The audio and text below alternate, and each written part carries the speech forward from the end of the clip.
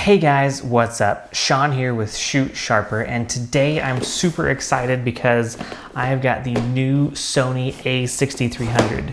So this camera is going to be available for purchase here tomorrow in the US, which will be March 10th, Thursday. Should be available for pickup in photo specialty retail stores or online if you can find it. It'll be interesting to see how widely available this camera will be. I suspect that there are a lot of people out there that will try to get their hands on this tomorrow. I'm recording this the day before. These shipped in to us here yesterday, and I'm really excited to take a look and see what's inside. Just going to do a quick look at what's in the box with the a6300, so what you should expect to get with this camera. I'm sure there'll be tons of content out there on the web. Really, there already is tons of content. Sony has done a really good job of getting cameras and lenses into the hands of different influencers out there beforehand, who can go through and show you, tutorials and specs and kind of what to expect from a product like this when it's released. But this is a hands-on look at what you'll find in the retail packaging for the a6300. Most interestingly, I noticed that this box looks real similar to what you'll find in the A7 or like an RX10. Sony previously had like an orange and white packaging. This definitely looks like they're wanting to pair this up to their professional line of A7 or enthusiast line of A7 cameras. This camera, in my mind, is going to be a great camera for a hobbyist E-mount photographer, a great backup camera for someone who maybe has an A7 or a big DSLR and they're wanting a good travel camera. This is going to be a really great camera for videographers. Sony has really kind of gone all out for video features in here with 4K and S-Log. I think this might even be, kind of a poor man's A7S from some of the initial testing that we've seen online. This camera is going to most likely perform really well in low light. So right out of the box, we've got the typical, Sony literature that you're going to find with any of their cameras. Information on like your Play Memories Mobile, your, limited warranty, and other accessories. I thought it was interesting here, before I get in too far, Sony lists some optional accessories on the camera itself. One of them is the LCD monitor, the stereo microphone. So definitely they're gearing this towards a video shooter.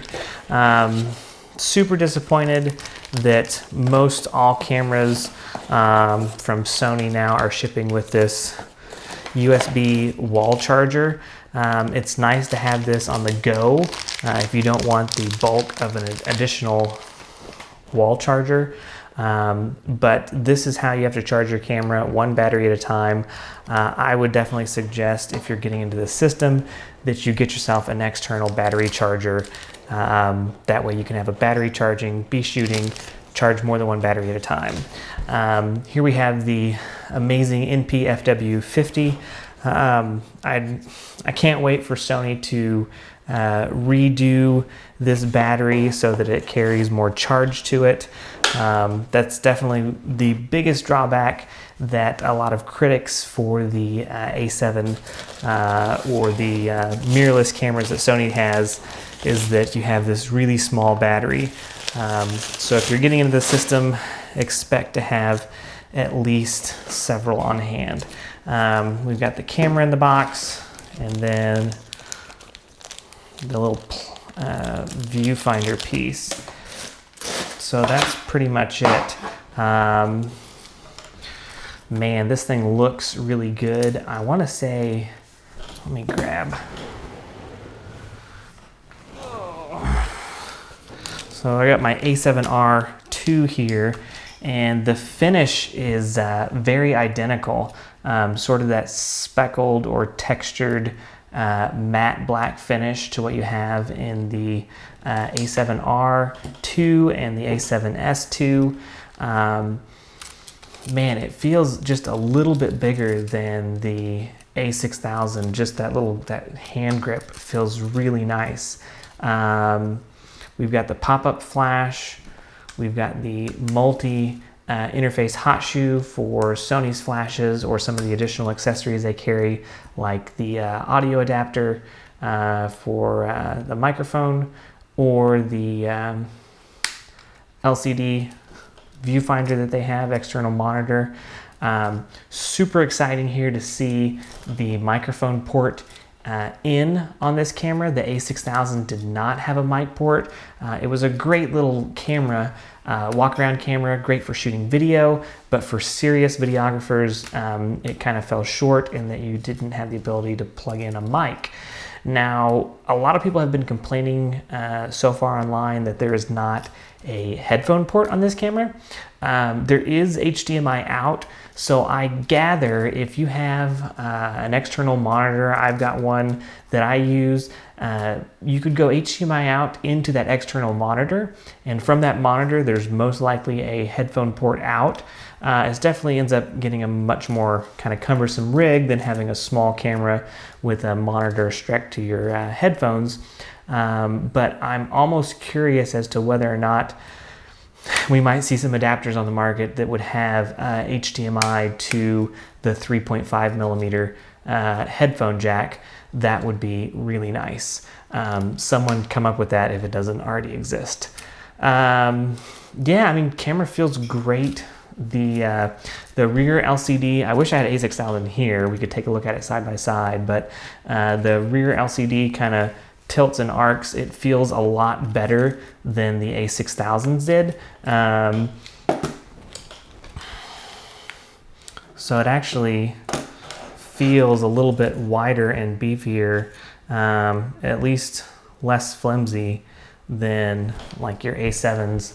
I don't know how well you'll be able to tell, but there's definitely a thickness difference in that rear tilting LCD. I wonder, most likely will not have any charge on this battery. Oops.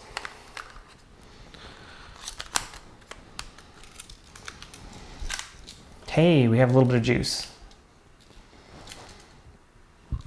So the standard, gonna select my language, ignore date and time. Startup was pretty quick, 3%. I don't know if you can see this, 2%. So we got 2% battery there. These things don't come with a lot of charge. Before that dies, we'll just swap these real quick. So yeah, I'm really excited. The A6300, pricing wise, oh, I'm gonna get this wrong. The body only is gonna come in at $999, and the kit is going to come, which is at 16 to 55, the lens I've got here, or excuse me, 16 to 50, is gonna come in at $1150. So very reasonably priced. I mean, I would say that this camera is gonna compete with something like Canon's newly announced, you know, D80 or ADD, yeah, ADD, good one, Canon ADD.